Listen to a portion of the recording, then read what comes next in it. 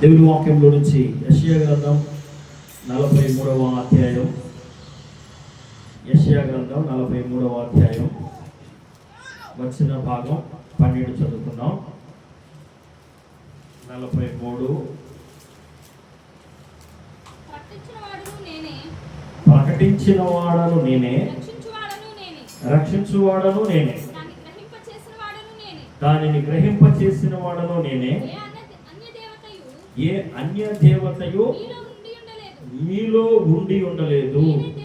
నేనే దేవుడను, మీరే నాకు సాక్షులు. చిన్న ప్రార్థన చేసుకున్నాం. మహాపరిశుద్ధుడా, ప్రేమ నమ్మకం కలిగిన యేసయ్యా, మా గొప్ప తండ్రి, నీకు వందనాలు, స్తుతులు, స్తోత్రాలు ప్రభువా. నువ్వు మా దేవుడుగాను, మేము నీకు సాక్షులుగాను ఉండటానికి మీరు మమ్మల్ని ప్రత్యేకపరిచినందుకు నీకు వందనాలు ప్రభువా. మా పితరులు ప్రభువా నిన్ను దేవుడిగా అంగీకరించి నాయన నీకు సాక్షులుగా బ్రతికిన వారి జీవన విధానాన్ని మేము జ్ఞాపకం చేసుకుంటుండగా ప్రభువా, వారిని ఎందుకు నీ జీవ గ్రంథమందు ఈ వాక్యములో వారి పేర్లు ఎందుకు రాయించేవో, మాకు మార్గదర్శకులుగా ఉండటానికి, వారి నడవడి వలన మేము అనేకమైన విషయాలు తెలుసుకోవటానికి మీరు మాకు వారి పేర్లను, వారి జీవన విధానాన్ని మాకు ఆయన జ్ఞాపకం చేస్తున్నందుకే నీకు వందనాలు. ఈ వర్తమానమును బట్టి ప్రభువా, మేమందరము కూడా నీకు ఇష్టలుగా మారటానికి, నీకు సాక్షులుగా మారటానికి సహాయం దయచేయమని నీ పక్షముగా నిలబడుచున్న నీ దాసుని నన్ను మీరు జ్ఞాపకం చేసుకున్నాడు ప్రభువా. నీ సిలువ చాటు నన్ను మరుగుపరచండి, నేను నువ్వు మహింపరచుకున్నాడు ప్రభువా. చేరి వచ్చిన మా ఎల్లరిని, అలాగే విరుచున్న అనేకులను ప్రభువా నీకు సాక్షులుగా మారునట్లు, నిన్ను మహింపరచునట్లు మా ఎల్లరి జీవితాలతో మీరు మాట్లాడమని, మా ఎల్లరి జీవిత విధానాన్ని మీరు నీకు సాక్షులుగా మార్చమని సహాయం దయచేయమని ఈ సమయాన్ని మీ చేతులుగా చెప్పుకుంటున్నాము తండ్రి. ఆమేన్, ఆమేన్. హల్లెలూయా. చప్పలు కూడా బిగ్గరగా దేవుని నామమున మహిమపడదాం. హల్లెలూయా, హల్లెలూయా. మంచిది. దేవుని వాక్యంలోనికి వెళ్దాం. దేవుని వాక్యంలో నుంచి అద్భుతమైన వాక్యం చదువుకున్నాం. ఈ వాక్యంలో రాయబడిన మాట ఏంటంటే, నేనే మీకు దేవుడను, మీరే నాకు సాక్షులు. మనకు ఆయన దేవుడిగా ఉన్నాడు, మనం ఆయనకి సాక్షులుగా ఉన్నాం. అయితే మరి ఆయన మనకు మాత్రమే కాదు, చెప్పాల, సర్వలోకానికి అధిపతి, సర్వలోకానికి దేవుడు. అయితే ఆయన్ని అంగీకరించిన వారు రక్షించబడతారు. ఆయన్ని అంగీకరించి ఆయనకు సాక్షులుగా నిలబడ్డవారు మహిమపరచబడతారు, ఘనపరచబడతారు. వారి జీవితాల వలన, వారి సాక్ష్యాల వలన దేవుడిని మహిమపరుస్తున్నారు కాబట్టి దేవుడు వారిని మహిమపరుస్తాడు, దేవుడు వారిని ఘనపరుస్తాడు. అయితే కొంతమంది మరి మన పితరుల యొక్క జీవన విధానాన్ని మనం జ్ఞాపకం చేసుకుందాం. ఇక్కడ మాట్లాడిన మాట, ఒక మాట అక్కడే ఆగండి. యెషయా గ్రంథం 43వ అధ్యాయంలోనే ఉండండి. 10 వచ్చిన భాగాన్ని మళ్ళీ చదువుకుందాం. 12 చదువుకున్నాం, ఒకసారి 10 కూడా చదువుదాం.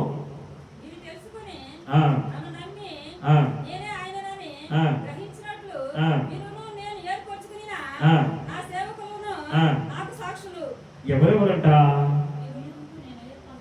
బాగా సేవకులు మాత్రమే సాక్షులా? చెప్పాలా? సేవకులు మాత్రమే సాక్షులా? కాదు. మీరును ఏంటంట, ఇక్కడ ఉన్న మీరును, పిలుచున్న వారందరూ సేవకులను సాక్షులు అని అన్నాడు కదా. ఈ సాక్షి జీవితం అనేది ఏ స్థాయిలో ఉంటుంది? ఈ సాక్షికి ఎవరెవరు పనికి వస్తారు మనం జ్ఞాపకం చేసుకుందాం. ఏ వయసు వారు పనికి వస్తారు? మన జీవన విధానంలో మనం నేర్చుకోవలసిన గొప్ప మూల పాఠం ఏంటంటే, ఈయన చెప్పిన సాక్షులు ఉన్నారే, ఆ సాక్షులుగా ఉండడానికి అర్హతలు ఏంటి మనం కొంతమంది ద్వారాగా మనం తెలుసుకుందాం. ఇందులో ప్రథమముగా ముఖ్యంగా మనం జ్ఞాపకం చేసుకోవాల్సిన ఒక వ్యక్తి రాజుల 2వ గ్రంథము 5వ అధ్యాయంలో ఉన్నారు. చూద్దాం.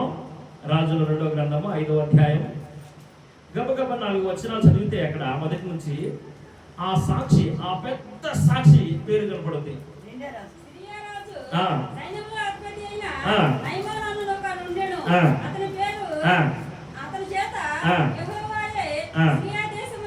ఏమి కలిగి చేసి ఉండెను గనుక అతడు తన యజమానుని దృష్టికి దయ పొందినవాడాయను. అతడు మహాపరాక్రమశాలి అయి ఉండెను గాని అతడు కుష్ఠరోగి. గుంపులుగా బయలుదేరి ఇశ్రాయేలు దేశం మీదికి పోవచుండిరి. వారు అచ్చట నుండి ఒక చిన్నదానిని చెరకొని తేగా. ఆగండి బాగా వినండి, ఇక్కడ కొంచెం నిదానంగా వెళ్దాం. వారు అచ్చట నుండి ఒక చిన్నదానిని తీసుకురాగా, చదవండి. ఆ చిన్నది నైమాను భార్యకు పరిచారకురాలైనను. ఏంటట? ఆ చిన్నది ఆ నైమాను భార్యకి పరిచారకురాలైంది. అంటే పరిచర్య చేస్తుంది. వంట మనిషిగానో ఇంట్లో ఏదో సామాన్ చదివే ఒక పిల్లగానో ఆ చిన్నది పనిచేస్తుంది కదా. అయితే ఈ చిన్నది కొంతకాలం ఆ ఇంట్లో పనిచేసినాక ఆ ఇంట్లో వారి యొక్క ఆ మంచి చెడు తెలిసిపోవాలి కదా. ఎందుకంటే ఈ చిన్నది తీసుకురాబడింది ఇశ్రాయేలీయుల బిడ్డ, దేవుణ్ణి ఎరిగిన బిడ్డ. ఇలాంటి వారికి దేవుడు గొప్ప జ్ఞానం ఇస్తాడు. ఆ చిన్న వయసులోనే మంచి జ్ఞానంతో ఏం చేసిందంటే ఆ ఇంట్లో ఉన్న వారి బలహీనతలన్నీ కూడా కనుక్కుంది. ఏ బలహీనతలు కనుక్కుంది?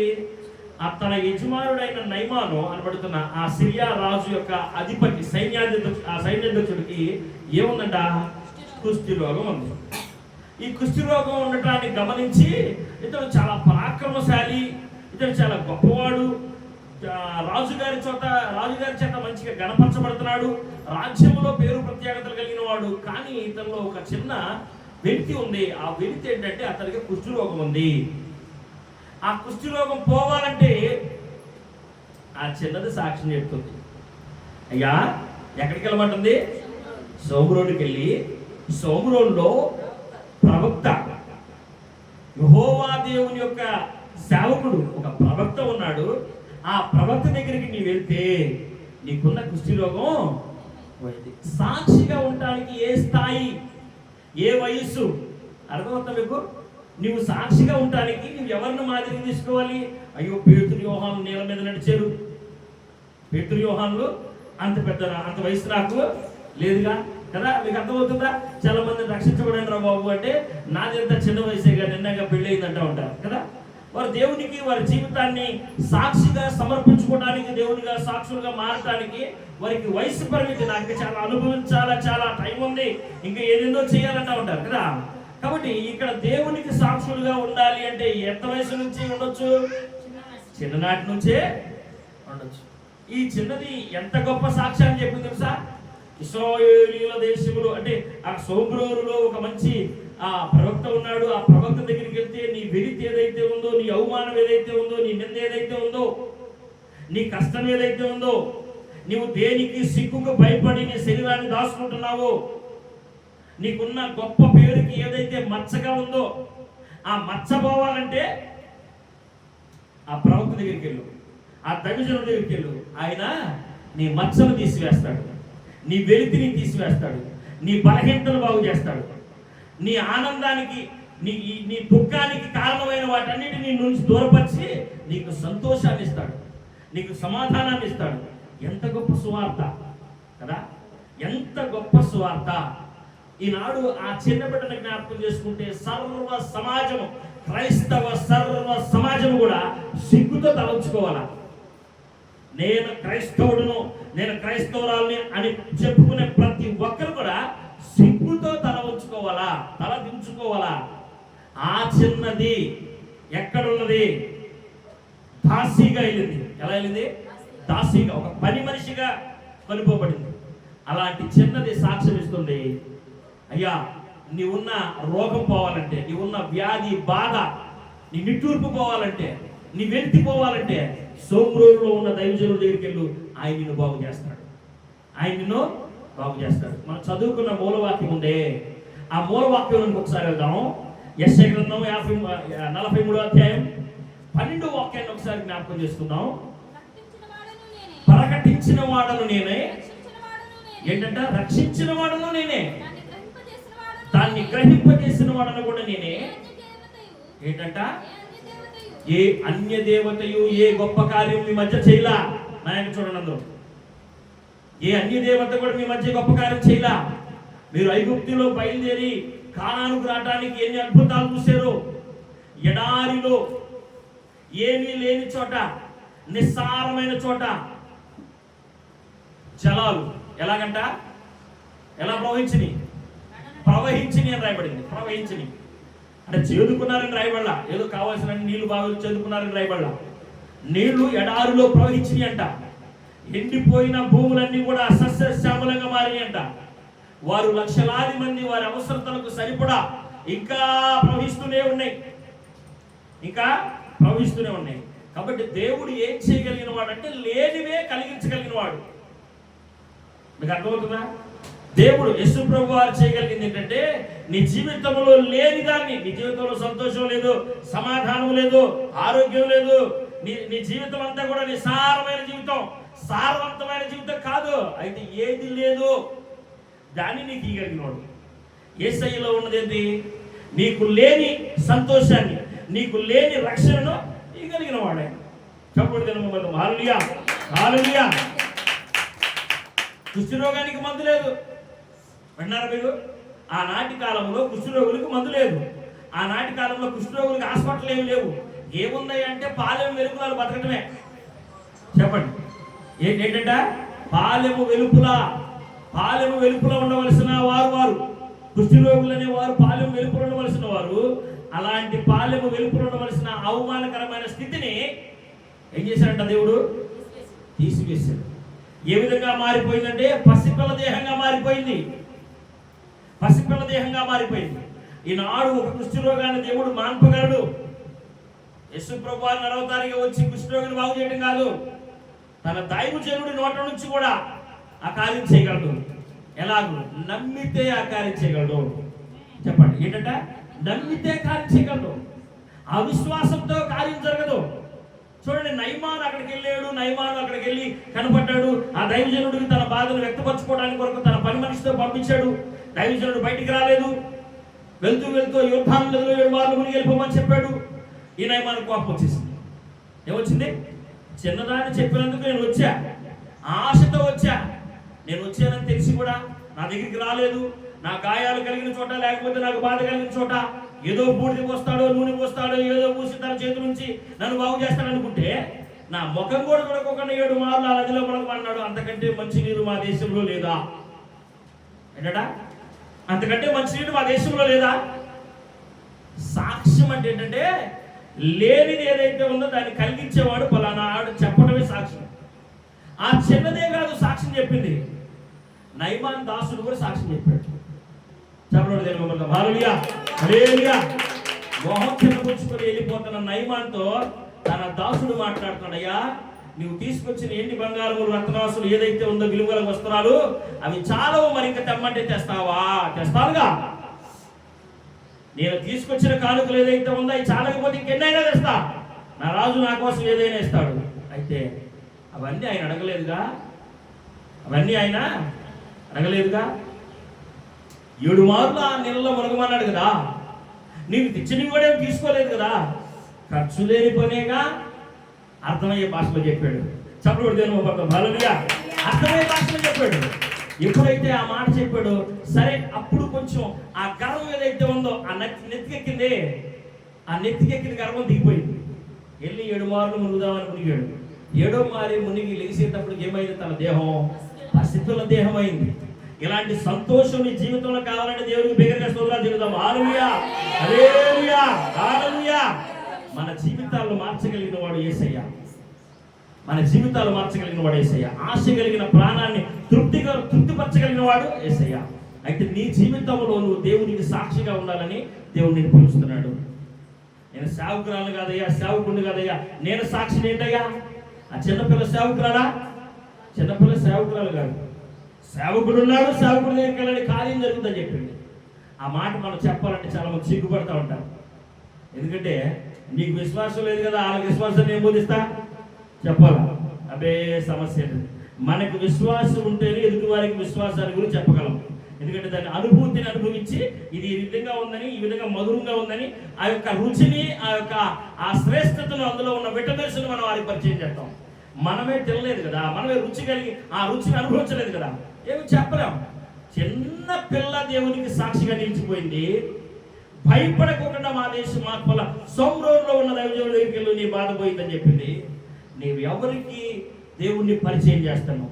నువ్వు ఎంతవరకు దేవునికి సాక్షిగా ఉన్నావు? నీ జీవిత కాలంలో ఇప్పటి వరకు ఎన్ని అనుభవాలు, ఎన్ని సంతోషాలు, ఎన్ని సమాధానకరమైన స్థితులను నువ్వు చూసావు, ఎన్ని ఆశ్చర్యకార్యాలు, అద్భుత కార్యాలు నీ జీవితంలో చూసావు. కానీ దేవుణ్ణి మర్చిపోతున్నాం. ఎప్పుడు ఏ విధంగా ఇశ్రాయేలీయులు కూడా ఏం చేశారంటే, అరణ్యంలో ఆహారం లేదు, అయ్యా మమ్మల్ని ఇక్కడ తీసుకొచ్చావు, ఈ దోసకాయలు బీరకాయలు మేము ఎంతవరకు తినాలి, కొత్తిమీర ఈ పొద్దున మేమేం తినాలి అంటే పూరేడు పెట్టెలు కురిపించాడు ఆయన. మాకు మాంసం కావాలి అంటే పూరేడు పెట్టెలు కురిపించాడు ఆయన. తిన్నారు, మళ్ళా తినగానే మరి మర్చిపోయారు, మళ్ళీ తెల్లారగానే మర్చిపోయారు. ఏది దేవుని చేత పొందుకున్న మేలు మరుసటి రోజుకే మర్చిపోయారు. మారా అక్కడికి వచ్చారు. మళ్ళా అసలుకి రఘు ఈ చేతి నీళ్ళు మేము ఆడదాగాం, ఈ ఉప్పు నీళ్ళు మేము ఆడదాగాం, ఈ ఉప్పు నీళ్ళ దగ్గర తీసుకొచ్చాడు. నీ జీవితంలో సంకేతం ఉంటే ఎప్పటికీ మనం ఆశీర్వదించబడం. మనం దేవుని మీద సనకూడదు. మన పితరులు అనేకులు సరిగ్గా అతులైపోయారు, సాక్షులుగా లేక అతులైపోయారు. దేవుడు వారికి చెప్పాడు, చక్కగా ధర్మశాస్త్రంలో చెప్పాడు, రే నాయన, మీ ఇంట్లో ఉన్న వారికి, మీతో ఉన్న వారికి, మీ కడుపులు పుట్టిన వారికి మీరు ఏం చెప్పాలంటే, మీ కళ్ళ ముందు జరిగిన అద్భుతాలు చెప్పండి. మా దేవుడు మా ముందు 70 ఈత చెట్లు, 12 నీటి బుగ్గలు, లక్షలాది మందికి ఆహారాన్ని ఇచ్చి అలాంటి అద్భుతం చేయగలిగిన వాడు, ఎడారిలో అరణ్యంలో మమ్మల్ని పోషించిన వాడు మా దేవుడు. ఏ విధమైన ఆ మేలు పొందుకున్నావు నీ జీవితంలో, ఆ మేలును పరిచయం చేయి. నువ్వు అనుభవించిందే కదా చెప్పమంటుంది. నీవు దేవుని ద్వారా ఏ సంతోషాన్ని, ఏ సమాధానాన్ని, ఏ ఉన్నతమైన స్థాయిని పొందుకున్నావో, ప్రభువా నాకు ఈ కార్యం జరిగితే నీకు సాక్షిగా ఉంటాయి. ఎన్ని కార్యాలు చేశాడు. నాడు నీ స్థితి ఏంటి, నేడు నీ స్థితి ఏంటి? నాడు నువ్వు ఎలా ఉన్నావు, నేడు నువ్వు ఎలా ఉన్నావు? దేవుడు ఈ స్థాయిలో నేను ఉంచితే ఈనాటికి కూడా నీలో మార్పు ఉండి ప్రభు కొరకు సాక్షిగా నేను ఉండాలి.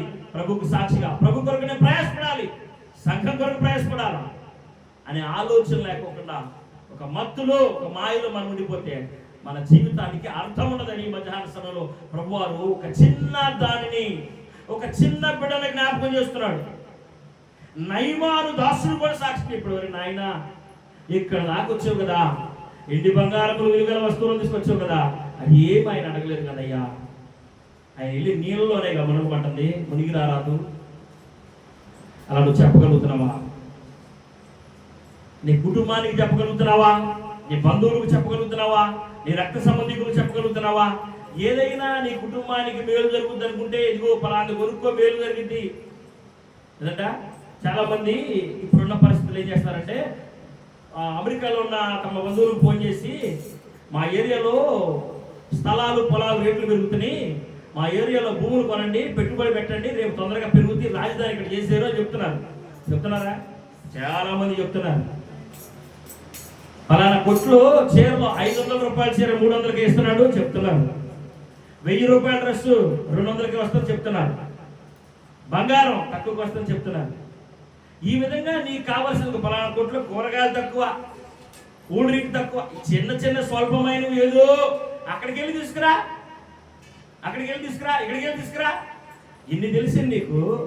నువ్వు పొందుకున్న రక్షణ ఉందే, శ్రేష్టమైన రక్షణ, శాశ్వతమైన రక్షణ. ఆ రక్షణ ఎందుకు ఇట్లా?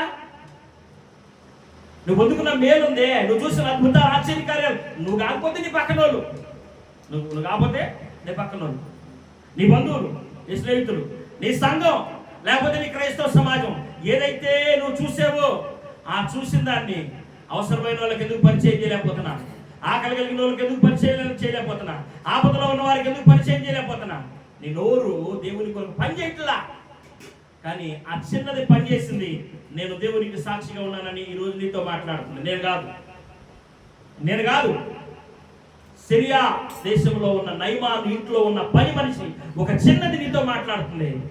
నువ్వు ఏమి సాక్షిగా ఉన్నా, నేను సాక్షిగా ఉన్నా, నీకంటే ఎన్నో రెట్లు ముందు ఉన్నానని చెప్తుంది. ఒకసారి అపోస్తుల కార్యం 2వ అధ్యాయం 32వ వాక్యం చదువుకుందాం. ఒకసారి అపోస్తుల కార్యం 2వ అధ్యాయం 32వ వచనం బాగా చదువుకుందాం. ఈ యేసుని ఏంటంట? బాగా వినండమ్మా. ఈ యేసుని దేవుడు లేపెను, దీనికి మేమందరము సాక్షులము. అబ్బో నాయకు చూడండి, చూస్తున్నారా? ఈ యేసుని మీరు సిలువ వేసిన యేసుని దేవుడు లేపాడు. అయితే దానికి మేమందరం సాక్ష్యం. ఎవరు చెప్తున్నారు తెలుసా? నువ్వు యేసు శిష్యుడివే కదా, వినండి, యేసు శిష్యుడివే కదా, నువ్వు ఆ బోధకుల్లో ఉన్న 12 మంది నువ్వు ఒకడు కదా అన్నప్పుడు, నేను కాదు అని మారు అబద్ధం ఆడిన ఆ పేతురు లేచి నిలబడి దేవుని వాక్యాన్ని ప్రకటిస్తున్నాడు. ఇదిగో మీరు సిలువ వేసిన యేసుకు మేము సాక్షులం. దేవుని ఆత్మ పొందుకున్నాడు. దేవుని ఆత్మ పొందుకొని ఇక నిలబడ్డాడు. ఆ అధ్యాయంలో నిలబడ్డాడు. ఒకసారి చూడండి, ఇంకా పైన ఇంకొక మాట రాయబడింది. 22వ వచనం చూద్దాం. 22వ వచనం. ఇశ్రాయేలీయులారా ఈ మాట వినండి. ఇశ్రాయేలీయులారా ఈ మాట వినండి. దేవుడు నజరేయుడగు యేసు చేత అద్భుతములను మహత్కార్యములను సూచక్రియలను మీ మధ్య చేయించి ఆయనను తన వలన మెప్పు పొందిన వానిగా మీకు కనపరచెను. ఇది ఏంటంట చెప్పండి, చెప్పండమ్మా. మీరే ఎరుగుదు కదా. ఆగండి, ఇక్కడ ఆగండి. నువ్వు చెప్పాల్సిందంటే, పూర్వం ఇదిగో నేను ఇలా ఉండేదాన్ని, పూర్వం నేను ఎలా ఉన్నానో నీకు తెలుసు కదా, నా పక్కన ఉండవుగా. బాగా అర్థం చేసుకోనండి, ఇది చాలా శ్రేష్ఠ. ఈ మాట అనాలంటే ఒక దమ్ము కావాలా, గొప్ప దమ్ము కావాలా, ధైర్యం కావాలా. అది చెప్పగలిగే దమ్ము ధైర్యం నీ దగ్గర ఉందో నాకు తెలియదు. దేవుడు అడుగుతున్నాను నేను. ఆ చిన్నదానికి అయితే ఉంది. చిన్నదానికి సైన్యాధ్యక్షుడు, ఒక దేశ సైన్యాధ్యక్షుడితో మాట్లాడే దమ్ము ఉంది. నీకుందా? నీ తోటి వారితో మాట్లాడే దమ్ము, నీ పక్కనున్న వారితో, నీ పాత స్నేహితులతో మాట్లాడే దమ్ము ధైర్యం నీకుందా? ఇదిగో పూర్వం నేను ఎలా ఉన్నా నీకు తెలుసుగా. ఇప్పుడు నాలో మార్పు చూసావా? మార్పు ఉంటే కదా చెబుతానికి. పూర్వం నేను హింసకులను, దోషకులను, హానికరుణ్ణి.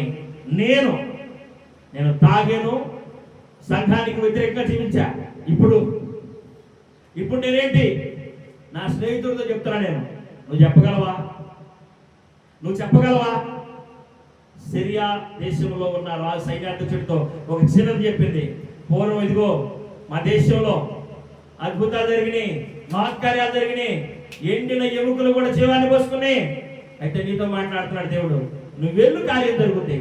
నువ్వు వెళ్ళు, నీ కుష్ఠరోగం మాయమైపోయింది. చిన్నది ఎట్లా చెప్పిందంటే బాలవాకు బ్రహ్మవాక్ అంటారు కదా, అట్లా తీసుకున్నాడు నయమాను. అబ్బో, ఈ మాటలో ఇంత శక్తి ఉందా? ఈ చిన్నది చెప్పిందంటే నిజమే. ఏమి ఆశించి నా దగ్గర ఏం చెప్పలా. విడుదల కలుగు చేస్తానో, తిరిగి తీసుకెళ్ళాలి, అమ్మ నాన్నకి ఇస్తానని చెప్పలా. అయ్యా నువ్వు వెళ్ళయ్యా, అంతగా నేను కూడా వస్తానయ్యా అని చెప్తానని అనలా. అర్థమవుతుంది మీకు? ఆ చిన్నది ఆ సాక్ష్యాన్ని విన్నాడు, ఆయన రక్షణ పొందాడు. నీ వాక్యాన్ని, నీ సాక్ష్యాన్ని ఎవరు నమ్మగలరు? నువ్వు చెప్పగలవా? అందుకనే పునరుద్ధాన దినాన పోయినసారి గడిచిన పునరుద్ధాన దిన ప్రభు మాట్లాడి ఏమన్నాడు? నీవు సిద్ధంగా ఉండు, నీ ఇంట ఉన్న వారిని సిద్ధపరచు, వారికి నువ్వు కావాలిగా ఉండు. సిద్ధపాటు మనకే కాదు, మన ఇంట్లో ఉన్న వారికి కావాలా, మన బంధువులకు కావాలా, రక్త సంబంధికులకు కావాలా, మన తోటి వారికి కావాలా. సిద్ధపాటు కలుగు చేయడం ఒక ఎత్తు, నువ్వు సిద్ధపడతావు ఒక ఎత్తు, వారి సిద్ధపడతావు రెండో ఎత్తు, మూడో ఎత్తు అంటే తెలుసా? వారి సిద్ధపాటు పాకోకుండా కాపాడతాం అనేది మూడో ఎత్తు. ఆ కాపాడే క్రమంలో సంఘంలో ఆ సేవకుడు వారిని కాపాడే క్రమంలో వారిని దెబ్బ కొట్టచ్చు, వారిని గాయపరచవచ్చు, ఏదైనా వారి క్షేమం కొరకే. ఒక గొర్రె పిల్ల పక్కకి వెళ్తుందంటే దాన్ని గట్టిగా మందలించాడంటే అది తప్పుకొని పోయిందంటే తోడేలు పట్టుకుంటుంది. ఎట్లా పట్టుకుంటుందని చెప్పాడు? గొంతు పిసికేసిందంట అరవకోకుండా. అరిస్తే యజమానుడు వస్తాడు, అరిస్తే నాయకుడు వస్తాడు. అరవకోకుండా గొంతు పిసికేసింది. కాబట్టి మనము సిద్ధపాటు కలిగి ఉండాలా. ఇక్కడ ఎలాంటి సిద్ధపాటు కలిగింది తెలుసా? ఈ చిన్న బిడ్డ ఒక నయమానికి, ఒక సైన్యాధ్యక్షుడితో చక్కగా మాట్లాడింది, అతని భార్యతో మాట్లాడింది. నా ఏలిన వాడైన నయమాను గారి రోగం పోవాలంటే, మచ్చ పోవాలంటే, నింద పోవాలంటే, అవమానం పోవాలంటే ఇదిగో ఫలానా దావీదుడి దగ్గరికి సిరియా దేశం శుభ్రంలో ఉన్నాడు. ఇలా మనం అనగలమా? పేతురు, యోహాను చెప్తున్నారు, ముమ్మారు అబద్ధం ఆడిన వారు చెప్పరా? ముమ్మారు అబద్ధం ఆడిన స్థితిలో నీవు ఉంటే మళ్ళా వారితో నేను చెప్తున్నాడు, ఆ చిన్నదాని స్థాయిలో నువ్వు లేవులే, ఆ చిన్నదాని స్థాయిలో నేను లేనయ్యా. సరే, చిన్నదాని స్థాయిలో లేవు, బాగుంది. అయితే పేతురు స్థాయిలో అనున్నావా?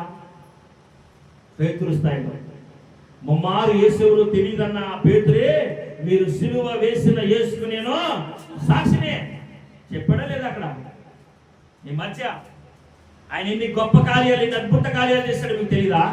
మీరు చూడలేదా అని అడుగుతున్నాడు. కాబట్టి నీవు నీ బంధువులకి, రక్త సంబంధికులకి, నీ కుటుంబీకులకి, సర్వ సమాజానికి నీవు సాక్షిగా ఉండాలని నేను ఏర్పాటు చేసుకున్నాడు. నిన్ను అందుకు కొన్నాడు, నిన్ను అందుకు ఆయన కొన్నాడు. నువ్వు నీ సొత్తు కాదు, వెలుగు పెట్టుకున్నా ఆయన సొత్తు. నువ్వు ఆయన సొత్తువి. నిన్ను ఎందుకు నిర్మించాడో, ఎందుకు ప్రత్యేకపరిచాడో, ఎందుకు ఆ ప్రత్యేకపరిచి నిన్ను ఒక అలంకరణగా మార్చుకున్నాడు. నీ అలంకరణ వలన ఆయనకు మహిమ లేకపోతే సంఘంలో నిన్ను ఒక అలంకరణగా నిన్ను ఉంచాలని ఆయన ఉద్దేశిస్తున్నాడు. నీ నోరు అనేకులకు సువార్తగా, నీవు ఒక సాక్షిగా, నీవే ఒక సాక్షిగా ఉండాలని ప్రభు ఆశిస్తున్నాడు. అది కదా నీ ఎడల ఆయన కోరుకున్న కృతజ్ఞత.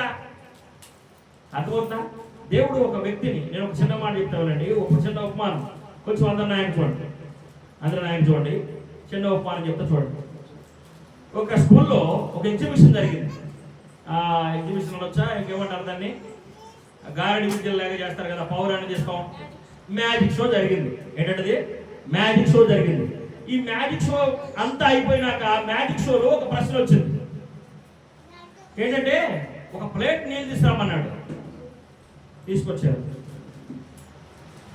ఒక పిన్నిస్ తీసుకున్నాడు, ప్లేట్ నిండా నీళ్లు పోసాడు. పిన్నిస్ నేల మీద పెట్టాడు, నేల మీద మునిగిపోలా. వాడు ఏదో మ్యాజిక్ చేశాడు, నేల మీద పిన్నిస్ మునిగిపోలా, అట్లాగే నిలబడింది. అంటే మునిగిపోకుండా ప్లేట్ నీళ్ళు అలా ఉంది. ప్రపంచంలో ఎవడో చేయలేని ఒక అద్భుతాన్ని నేను చేశాను అన్నాడు. విన్నారా? ప్రపంచంలో ఎవడు చేయలేని అద్భుతాన్ని నేను చేశాను, చప్పట్లు కొట్టను అన్నాడు. అందరూ చప్పట్లు కొడుతుంటే చిన్నవాళ్ళు ముందు కూర్చుంటారా? కనపడదని చిన్నపిల్లలు ముందు కూర్చోబెడతారుగా. ఒక చిన్నపిల్ల ఎదురుగా కూర్చొని ఒక తంబోలాగ కూర్చోండి, మనకులాగా మీరు కూర్చుంటారు కదా, తంబోలాగట అట్లా కూర్చొని చప్పట్లు కొట్టలేదమ్మా అంటే నేను కొట్టను. నీకు నచ్చలేదా నేను చేసిన అద్భుతం అంటే? నచ్చలా. ఇంకేం ఇంకా అంతకు మించి ఏదన్నా కోరుకుంటున్నాను, ఇంతకు మించి నేను చేయలేనమ్మా, ఇది ఎవరు భూమి మీద చేయలేరు. చేసేవాళ్ళు ఒకరు ఉన్నారండి. ఏదంట ఎంతకు మించిన అద్భుతం చేసేవాడు నాకు తెలుసు అండి. ఎవరు చేస్తారు? మీ నాన్న కాదు, మీ అమ్మ కాదు, ఎవరు? మా దేవుడు. తప్పుడు నిలబడతాం. హల్లెలూయా. మా యేసయ్య చేస్తాడు. నువ్వు నీళ్ళ మీద ఒక ప్లేట్ నీళ్ళలో ఒక పిన్నిస్ మాత్రం నిలబెట్టగలిగావు నీ గాలి విధితో. కానీ నా దేవుడు నీళ్ళ మీద నడిచాడు, నీళ్ళ మీద నడిపించాడు. నీళ్ళ మీద నడవటం నడిపించడమే కాదు, అగ్నిలో నడిపించాడు నా దేవుడు. వారి వస్త్రములు ఒక్క దారమైనా కూడా సెక్కకి కాల్లా. అది నా దేవుడు చేయగలిగింది. సండే స్కూల్లో విన్న వాక్యాన్ని అంతమంది స్కూల్ మధ్య, అంతమంది జనం మధ్య చిన్నది సాక్ష్యంగా నిలిచిందమ్మా. ఒక చిన్న పిల్ల సాక్ష్యంగా నిలిచింది. మరి మన సాక్ష్యం ఏది కదా? ఒక సేవకుడు ఆ చిన్న పిల్లకి సండే స్కూల్ టీచర్ చెప్పిన ఆ మంచి బోధ ఏదైతే ఉందో, ఆ పేతురు నీళ్ళ మీద నడిచిన విధానం ఏదైతే ఉందో, 2000 సంవత్సరాలుగా పూర్వం పేతురు నీళ్ళ మీద నడిచిన ఆ సన్నివేశాన్ని ఆ సండే స్కూల్ టీచరు ప్రజెంట్ ఇప్పుడు కళ్ళ ముందు కట్టినట్లుగా ఆ చిన్న బిడ్డకి చెప్పింది.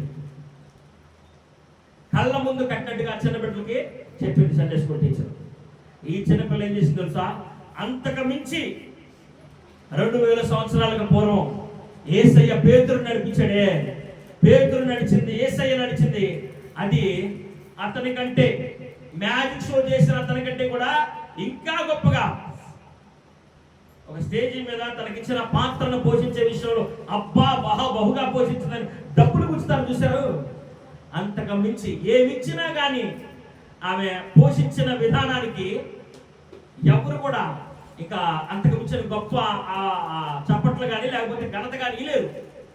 అంత గొప్పగా దేవుణ్ణి మహిమపరిచింది. మరి మీ జీవితం, నా జీవితం కదా. ఎంతమంది ఉన్నావు ఇక్కడ? ఎంతమంది ఉండాల్సింది ఇక్కడ? నీ కుటుంబంలో ఎంతమంది ఉన్నారు ఇక్కడ?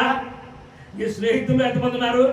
నీ మాట వినే వాళ్ళు ఎంతమంది ఉన్నారు ఇంకా భూమి మీద కదా? మనం ఎలాంటి వారమి? చిన్నబిడ్డ లాంటి వారమా? పేతురు యోహాను లాంటి వారమా?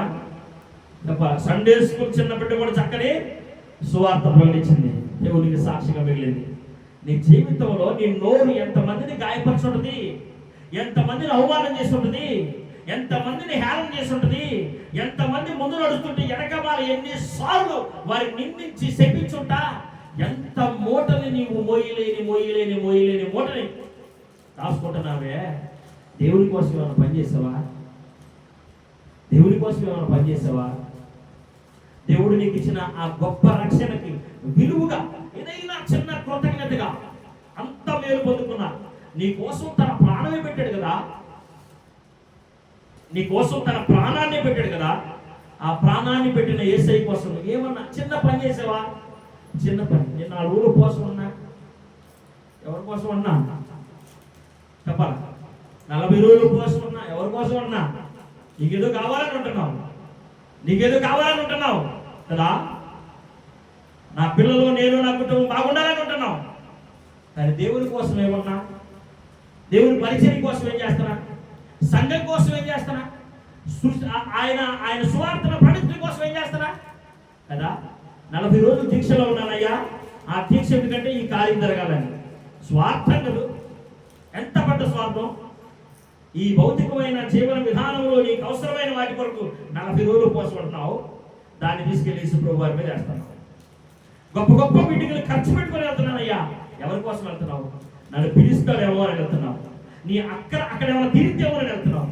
కానీ ఇప్పటి వరకు నీవు అడిగిన ఏదో గుర్తు పెట్టుకున్నావు. కానీ నీవు అడగని అనేకమైన ఇచ్చి ఈనాటికి నిన్ను ఆయుష్తో, దీర్ఘాయుష్తో ఉంచి, ఈనాటికి నిన్ను ఆరోగ్యవంతురాలుగా ఉంచి, ఈనాటికి నీకు కావలసినవన్నీ కూడా ఇస్తూ అన్ని చేసిన ఆయనకి నువ్వు కృతజ్ఞతగా ఏం చేయగలుగుతున్నా కదా? ప్రశ్న కదా. చెప్పండి.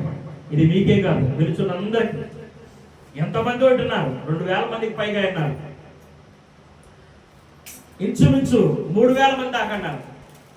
అలాంటి వారికి నేను చెప్తున్నా, ఇది నీ దగ్గరికి వస్తుందంటే ఈ వర్తమానం నీతో దేవుడు మాట్లాడుతున్నాడు అంతే. ఇంకొక మాట చెప్తాయనండి.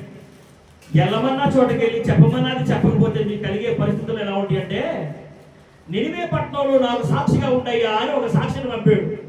ఈ సాక్షి అక్కడికి పోయి దేవునికి సాక్షిగా ఉండడానికి భయపడి వినండి, మనలాంటి మన గోత్రీకుడే, అర్థమవుతుందా? మన ఇంటి పేరటోడే, ఆయన పోలికల్లోనే మనం ఉన్నామేమో కదా. చెప్పండి. యూనా లాంటి మనసు కలిగిన వాళ్ళమేమో మనం. అందుకని యూనాతో చెప్పాడు, నాయనా నా ప్రజల యొక్క దోషము నా దృష్టికి బహుఘోరంగా ఉంది. వెళ్ళి చెప్పవా. వారి ఎడల నా ప్రేమ అమితంగా ఉంది. నా కోపం వారి మీదకి రాకముందే వారు మారు మనసు పొంది వారు నా వైపు తిరగమని చెప్పవా. వారు పరిగెత్తే మార్గంలో వారికి అపాయం పొంచి ఉంది. ఒకసారి వెళ్ళవా అని అడిగాడు. నువ్వు వెళ్తావా? నేను వెళ్తా ప్రభువా. ఎక్కడికి వెళ్ళాలో తెలుసా? నినివే పట్టణానికి వెళ్ళి ఆ ప్రజలతో చెప్పు అని అన్నాడు. నేను వెళ్తా ప్రభు అన్నాడు. మార్గ మధ్యలో అనుమానం వచ్చింది. నేను అక్కడికి వెళ్ళి చెప్తే వాళ్ళు చాలా బలవంతులు, చాలా ధనవంతులు, చాలా గొప్పవారు. నన్ను ఏం చేస్తారు? కాబట్టి అక్కడికి వెళ్ళకొకటి ఎక్కడికి వెళ్ళాడు? తార్షీషు వాడు ఎక్కాడు. తప్పించుకుందాం అనుకున్నాడు. వారి దోషం కనపడిన ఆ దేవునికి నువ్వు ఎక్కడికి పోతున్నావు కనపడదా? దేవుడు వారిని బాగు చేయమని నిన్ను ముందుగా ఎన్నుకొని సంఘంలో పెట్టి వారి రక్షణ కొరకు నిన్ను తీసుకొచ్చి ఇక్కడ పెట్టి నీకు మంచి రక్షణ అనుగ్రహిస్తే, వారి కోసం నిన్ను ముందుగా పిలిచాడంటే నువ్వు ఎక్కడెక్కడ పోతున్నావు అని తెలీదా? నువ్వేం చేస్తున్నావు అని తెలీదా? నువ్వు ఎక్కడ నిద్రపోతున్నావు అని తెలీదా? నిద్రపోతున్నాడంట. సరే, నిద్రపోతుంటే వాడు డ్రైవర్తో చెప్పాడంట, తుఫాన్తో చెప్పాడు. తుఫాన్ వచ్చింది, తుఫాన్ ఇసిరి కొడుతుంది. వాడలో ఉన్న సామాన్లు బయటేసారు. ఆ వ్యాపారస్తులు, ఆ ప్రయాణికులు వారి వ్యాపారానికి సంబంధించిన సరుకు అంతా కూడా ఈ వాడ మునిగిపోయిందని బయటేశారు. ఎన్ని రకాలుగా పనిచేసినా ఆపద వచ్చి ఉంది, ప్రాణాలు పోయే పరిస్థితి వచ్చింది. అప్పుడు వాడ డ్రైవర్కి దేవుడు ఆలోచన కలుగు చేశాడు. రే, అందరి దగ్గరికి వెళ్ళి ఏం చేయమన్నాడు? అందరిని హెచ్చరించమన్నాడు. వారి దేవుళ్ళు ప్రార్థించండి రా బాబు అని. ఆ టైంలో అలాగే వాడ డ్రైవర్ వెళ్ళి యోనాతో చెప్పాడు, ఓ ఈ నిద్రపోతా, నీకు ఏం వచ్చిందిరా బాబు? మన అందరి మీద ఉపద్రవం వచ్చింది, లేచి నీ దేవుడు నువ్వు ప్రార్థించు. ఈ సమయంలో యోనాలాగా ఆ వాడ డ్రైవర్ ఉన్నాడే, ఆ డ్రైవర్ లాగా యోనా అంతటి గొప్పోడిని కాకపోవచ్చేమో, వాడ డ్రైవర్ లాగా నీ దగ్గరికి వచ్చి నీవు యోనా లాంటి నీతో, దేవునికి నమ్మకమైన నీతో, దేవునికి నమ్మకమైతేనే కదా నీకు ఆ వర్తమానం చెప్పి పంపించింది. అర్థమవుతుందా? యోనాని ఎంత ప్రేమిస్తే తన ప్రజలకి వర్తమానం చెప్పని పంపుతాడు. కాబట్టి నిన్ను యోనాలాగా ప్రేమించి దేవుడు రక్షించుకొని నీ కుటుంబంలో ప్రత్యేకపరిస్తే, ఇంకా నీ కుటుంబంలో ఆయన ఇష్టలైన వారి కొరకు సువార్త ప్రకటించమని నేను పంపితే, నువ్వు నిద్రపోతున్నావేమో, నువ్వు సంపాదనలో నిద్రపోతున్నావేమో, డబ్బు డబ్బు డబ్బు డబ్బు అని పని పని పని అని పరిగెడుతున్నావేమో, లేకపోతే ఇంకా దేనికోసం నీ ఆరాటమో, దేవుని కోసం నీ పోరాటమో, నీ పోరాటం ఏదో విహ సంబంధమైన వాటి కొరకు అయితే దేవుడు అందుకు కాదు నాయన నేను రక్షించుకుంది, దేవుడు అందుకు కాదు నీకు ఆయుష్ని ఇచ్చింది, దేవుడు అందుకు కాదు నేను పిలుచుకొని నీకు అప్పచెప్పింది నీ కుటుంబాన్ని రక్షించుకోవడానికి, నీ కుటుంబంలో ఉన్నవారు అటుపోతున్నారు ఇటుపోతున్నారు పరిశీలన చేయడానికే. అందుకనే చక్కని మాట, నీవు సిద్ధంగా ఉండు, నీ ఇంట్లో ఉన్న వారు సిద్ధపరచు, వారు ఎక్కడికి వెళ్తున్నారో వారిని నువ్వు కావలి కాయమన్నాడు. కావలి కాయమన్నాడు. దేవుడు వాక్యం చెప్తుంది కావలి కాయమన్నాడు. నీ కుటుంబానికి నీవు కావలిగా ఉండాలా. కావలి లేకపోతే తోడేళ్ళు వస్తాయి, నీ కుటుంబానికి హాని కలిగజేస్తాయి. కాబట్టి ఈ మధ్యాహ్న సమయంలో కొంతమందిని భక్తులను జ్ఞాపకం చేశాడు, చిన్నబిడలను జ్ఞాపకం చేశాడు, అల్పులను జ్ఞాపకం చేశాడు, నీకంటే అల్పులను జ్ఞాపకం చేశాడు, నీకంటే జ్ఞానం లేని వారిని జ్ఞాపకం చేశాడు, నీకంటే చదువు లేని వారిని జ్ఞాపకం చేశాడు, నీకంటే డబ్బు లేని వారిని జ్ఞాపకం చేశాడు, నీకంటే నువ్వు చాలా యోగ్యురాలువి, ఇందులో నీకు చాలా యోగ్యత ఉంది, ధన్యత ఉంది, నీకు మంచి వాక్చాతుర్యం ఉంది, నీకు ఎదుటి వ్యక్తుల్ని మాయ చేయగలిగిన, మాట్లాడగలిగిన ఆ వాక్చాతుర్యాన్ని దేవుడు నీకు ఇచ్చాడు. మాయ మాటలు కాదు, చక్కని సువార్త చెప్పు, చక్కని సువార్త చెప్పు. నీ మాటనే వాళ్ళకి ఈ లోక సంబంధమైనవి చెప్పుకోకుండా దేవుని మాటలు చెప్పు. అబ్బా ఎంత చక్కని సువార్త, ఎంత చక్కని సువార్త. వెళ్ళిపోయాడు, పోయి నిద్రపోతా, నీకు ఏది వచ్చిందనగానే గబగబా వచ్చాడు, తన తప్పు సరి చేసుకున్నాడు. అయ్యా మీరు సీట్లు గీట్లు ఏంటి కాదు, అది నా మీదకి వస్తే అయిపోయింది, మీరు బతకాలంటే నన్ను ఎత్తి సముద్రం నేను ఎత్తినను సముద్రమే. ఈ మధ్యాహ్న సమయంలో నీవు కూడా అలా దాక్కొని ఉంటే, ఇప్పుడు వరకు దేవునికి సాక్షిగా పని చేయకోకుండా దాక్కొని నిద్రపోయి ఉంటే నువ్వు దేవుడు అడుగు, అయ్యా నా వల్లనే నా కుటుంబం మీద కీడు వచ్చింది, ఆపద వచ్చింది, శ్రమ వచ్చింది, నింద వచ్చింది, అవమానం వచ్చింది, అయ్యా నన్ను మరలా ఒక్కసారి జ్ఞాపకం చేసుకుంటే నేను మరలా సువార్త చెప్తా, నేను మరలా వారిని రక్షించుకుంటా అని అన్నాడు. ఇస్సరి సముద్రంలో అయితే చేపని కింద తీసుకెళ్ళి ఇవే పట్టణంలో కక్కేసాడు. నువ్వు ఎక్కడికి పోయినా తీసుకొచ్చి సముద్రంలో ఎత్తాడు, తుఫాను తీసుకొస్తాడు, మింగే చేపలు తీసుకొస్తాడు. నువ్వు చేయవలసిన పని మరలా నీకు చేసిన గురుకుడు ఆయన వదిలేసే మనిషే కాదు. ఎఫ్రాయిము చేయి పట్టి నడిపించువాడు నేను అన్నాడు. అంటే ఆ మాటకు అర్థమైంది తెలుసా? చెయ్యి పట్టుకోపోతే ఎఫ్రాయిం మాట ఎట్లా, నా ఏలు పట్టుకుని నడవరా అంటే ఏలు వదిలేసి పోతున్నాడు. అందుకని ఏం చేశాడంటే దేవుడే ఎఫ్రాయిము చేయి పట్టి నడిపించిన వాడిని నేనే అన్నాడు. ఇదే అధ్యాయంలో, ఇదే పుస్తకంలో ఇదే ప్రవక్త చెప్పాడు, ఎఫ్రాయిము చేయి పట్టి నడిపించిన వాడు ఆయనే అని. నీ చేయి పట్టుకుని నువ్వు ఎక్కడికి పోయినా తీసుకొచ్చి మరలా అక్కడ పడేస్తాడు. ఈ ప్రయాణంలో నువ్వు చెప్పిన మాట లేకపోతే తిరిగి తీసుకొచ్చి అక్కడ పెడతాడు. కానీ ఈ మధ్యలో మాత్రం కొన్ని నొప్పులు తప్పవు. అందుకని ఆయన ఎక్కడుండి ప్రార్థన చేస్తున్నాడ, అంధకారములు గలాంధకారములు ఎక్కడో సముద్రం అట్టడుగు నుండి తలకేం చుట్టుకుని అంట, చేప పేగులు చుట్టుకుని, నాసు చుట్టుకుంది. ఆయన ప్రార్థన ఒక్కసారి జ్ఞాపకం చేసుకునండి. అది ఒక్కసారి ఇంటికాడ ఖాళీగా ఉన్న టైంలో చదువుకోండి. అందులో నీకేమైనా వర్తిస్తే నీకు కూడా సరి చేసుకో. నీ జీవితం దేవునికి సమర్పించుకో, దేవునికి సాక్షిగా ఉన్నాయి. నేను వాక్యం ముగిస్తున్నాను. ఈ మధ్యాహ్న సమయంలో సిరియా రాజు నయమానుకు సువార్త చెప్పిన సాక్షి ఒక చిన్న బిడ్డే, ఇంకా బలపరిచిన ఒక సాక్షి బలహీనమైనప్పుడు తన పనివాడే. కాబట్టి నిన్ను ఎందరి ద్వారాగా బలపరుస్తున్నాడో దేవుడు, నువ్వు సాక్షిగా ఉండాలని జ్ఞాపకం చేసుకో. నీకు దేవుడు ఏ పని అప్పచెప్పాడో జ్ఞాపకం చేసుకో. ప్రభు బలలో చేయబెడతాడు. మనం ఒక మాట చదువుకుంటా ఏమంటామంటే, ఆయన వచ్చు వరకు మన మరణాంతరం వరకు కూడా మనం ఏ ప్రకటించాలంట? ఆయన పుట్టుకను, ఆయన మరణాన్ని, ఆయన పునరుద్ధానాన్ని మనం ప్రకటించాలా. అది కదా చెప్పింది. ప్రభు బలలో చేయబెట్టినప్పుడు అవన్నీ మనం స్వీకరించాలా, అవన్నీ మనం చెయ్యాలా. ఇది చేస్తేనే ఇది తినని అన్నాడు ఆయన. నీ శరీరం నాకు కావాలయ్యా, నీ రక్తం నాకు తాగాలయ్యా, ఎందుకంటే నాకు బలం రావాలి, శక్తి రావాలి, రోగాలు రాకూడదు, ఏదేదో పిచ్చి పిచ్చి కోరికలు ఉంటాయి, పిచ్చి పిచ్చి కోరికలు ఉంటాయి.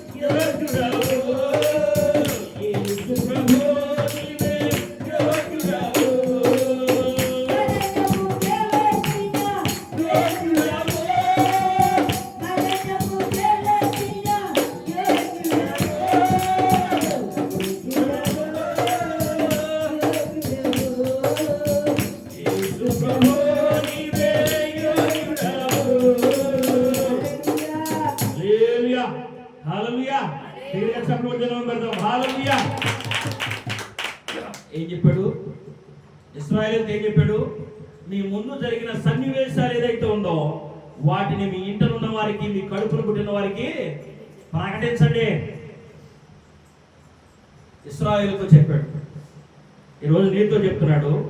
కనుక నీవు దేవుని పని నమ్మకంగా చేస్తే, నీవు దేవునికి సాక్షిగా ఉంటే నీ జీవితంలో కొరతలు ఉండవు, నీ కుటుంబంలో కొరతలు ఉండవు. ఉంటాయా? చెప్పండి. లేని వాటిని ఉన్నట్టుగా చేయగలిగిన వాడు ఆయన. నీ జీవితంలో ఏది లేదో దాన్ని నిర్మించగలిగిన వాడు ఆయన, రూపించగలిగిన వాడు ఆయన.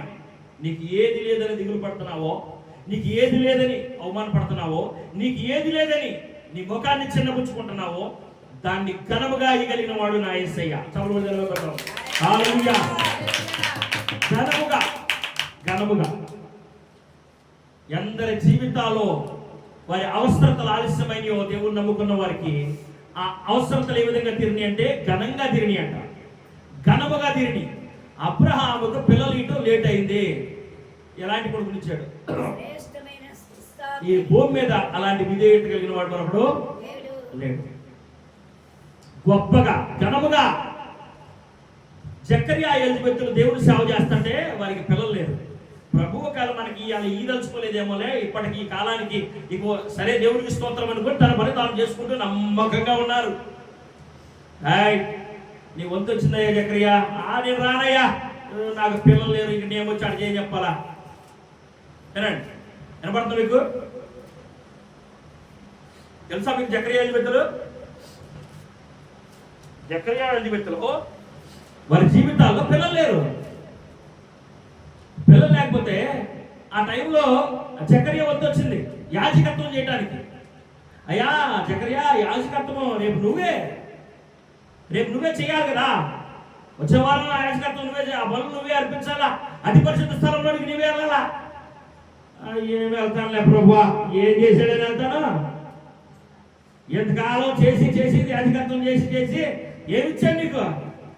నీ దేవుడు ఏమిచ్చాయని వాళ్ళందరూ అడుగుతున్నారు. ఈయన ఏమీ లేదుగా, నేనేమీ లేదే అని అన్నాడా? అలా అంటే ఆడేమంటాడు, అలా అంటే ఆడేమంటాడు. దేవునికి నమ్మకంగా పనిచేయడానికి వెళ్ళిపోయాడు, నడుముకు తాడు కట్టుకున్నాడు, యాజక ధర్మాన్ని నిర్వర్తిస్తానికి ముందు కొనసాగాడు. దేవునికి సాక్షిగా ఉండటానికి ఆ చిన్నది ఏ విధంగా యథార్థంగా ఉందో ఈ ముసలోడు కూడా ఆ విధంగా యథార్థంగా ఉన్నాడు. హల్లెలూయా. హల్లెలూయా. ఎందుకన్నా అనుమానాన్ని పడతారయ్యా. హల్లెలూయా. చిన్నది దేవుని నామాన్ని మహింపరిచింది కదా. ఈ ముసలాయన కూడా యథార్థంగా దేవుని సన్నిధికి వెళ్ళాడు, దేవుణ్ణి ఘనముగా కనపరచడానికి వెళ్ళాడు. అక్కడ దేవునిలోకి వచ్చింది. జకర్యా, అయ్యా వందనాలు, పలకరించుకున్నారు. బాగుంటావా? బాగుంటా. ఏం బాగుంటాను ప్రభా, బాగాలేను ప్రభా, నాకు పిల్లలు లేదుగా ప్రభా, నువ్వు ఇచ్చిన ఆస్తి అంతా నా పనివాడికి కదని అబ్రహాము అన్నట్టు అన్నాడా? మెట్టుకు మెట్టుకు ఎదగాల మనం. మన పితరుల్లో ఒక తప్పు ఉందనుకో, ఆ తప్పు మళ్ళీ ఉండకూడదు. వారికి అది ఎందుకు బైబిల్ గ్రంథంలో చూపించాడంటే అది ఉండకూడదు అని. అబ్రహాం అడిగాడు, అయ్యా నువ్వేమి ఇచ్చిన అయ్యా, ఇదిగో నా ఇంటి ముందు ఏలియా అందరికి ఆస్తే కాదు, ఇదంతా ఆలకే కాయ్యా, నా పనుడికే కాయ్యా.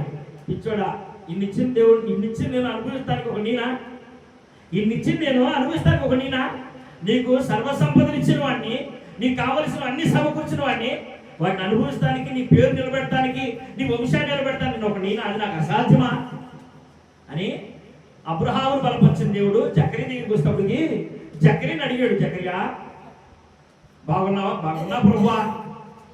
అక్కడే మాటలు జరగల. సరే జకరియా ఏమన్నా అంటే, నీ కడుపున ఒక కుమారుడు పుడతాడయ్యా, నీ విధంగా పెంచి ఈ విధంగా పెంచి అంటే ఈయన ఒక్కరు నవ్వాడంట. ఆయన నువ్వు ఇలేదు కాబట్టి నేను కొంచెం నిరాశ కలిగి ఉన్నాను అనుకున్నాడు, నవ్వాడు. దేవుడు అన్నాడు, ఇవన్నీ జరుగు వరకు నువ్వు మోగోడు పోయి ఉంటావు అన్నాడు. అర్థమవుతుంది మీకు? మోగోడు పోయి ఉంటావు అన్నాడు. తర్వాత ఆ మోగోడు అయిపోయాడు, బయటకు వచ్చాడు, ఏం మాట్లాడతలా. ఏంటో ఆయన జకరియా ఏం మాట్లాడదు ఏంటంటే, ఒక పలక తీస్తారని చెప్పి పలక మీద రాస్తున్నాడు. ఇక నాకు ఒక కొడుకు పుడతాడంట, ఆ కొడుకు పేరు యోహానంట, ప్రభువారి రక్షణకు, ప్రభువారి రాకడకు ముందుగా, అంటే యేసు ప్రభువారి మార్గాన్ని ముందుగా అరణ్యంలో ప్రకటించడానికి అతను నేను సిద్ధం చేయాలంట. ఇవన్నీ చెప్పాడు. యేసు ప్రభువారి కంటే ముందే పుట్టాడా పుట్టలేదా? ఇంకొక మాట చెప్పాలంటే, స్త్రీ కనిన వారిలో యోహాన్ లాంటి వాడు మరొకరు లేరు. అంత గొప్ప ధన్యత ఎవరికి ఇచ్చాడు దేవుడు? ఎలిజబెత్కి ఇచ్చాడు. మరియమ్మ కూడా ఇలా ధన్యురాలు. మరియమ్మ అంతవరకే. మరి ధన్యత ఎవరికి ఇచ్చాడు? మరి ధన్యత ఎవరికి ఇచ్చాడు? ఎలిజబెత్కి ఇచ్చాడు. ఎలిజబెత్కు మరి ధన్యత ఇచ్చాడు యేసు ప్రభువారు. తండ్రి అంత కార్యం చేయగలిగిన వాడు, అన్ని అద్భుతాలు చేయగలిగిన వాడు.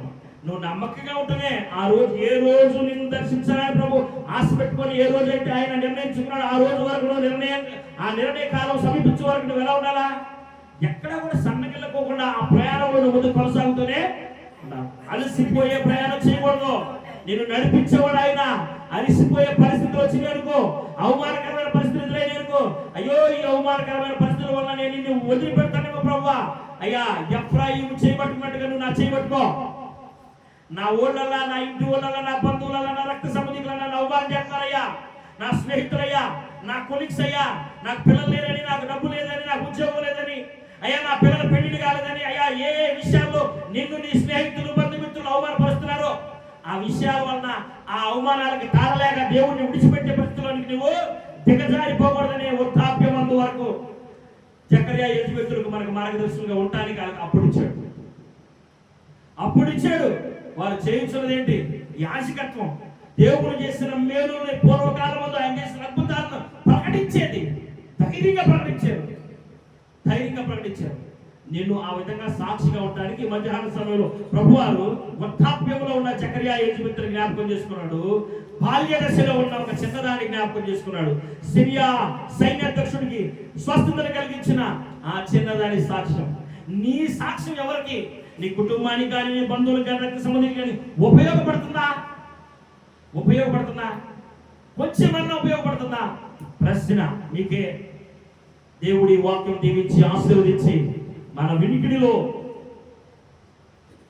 మన రక్షణ కొరకు, మన ఆత్మీయ అభివృద్ధి కొరకు మనం ఆయన చేయబట్టుకుంటే విడిచిపెడతాం కనుక ఆయన మనం చేయబట్టుకుని నడిపించదు గాక. ఆమేన్. తల వంచండి, కొద్ది నిమిషాలు ప్రార్థన చేసుకుందాం.